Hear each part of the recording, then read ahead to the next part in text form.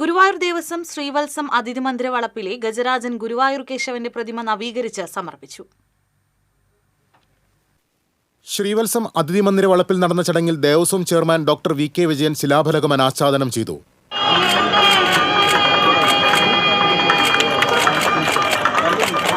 തന്ത്രി ചേനാസ് ദിനേശൻ നമ്പൂതിരിപ്പാട് നിലവിളക്കിൽ ദീപം പകർന്നു. പ്രതിമയുടെ മസ്തകത്തിൽ കളഭം ചാർത്തി കഴുത്തിൽ നെയിം പ്ലേറ്റ് അണിയിച്ചു.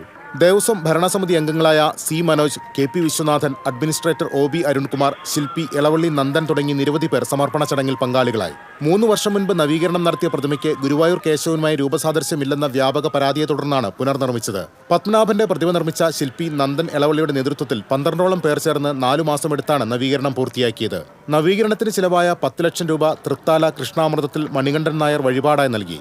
പ്രതിമ നിർമ്മാണത്തിന് നേതൃത്വം നൽകിയവരെയും വഴിപാടുകാരെയും ദേവസ്വം ഉപഹാരം നൽകി ആദരിച്ചു. TCV news, Guruvayur.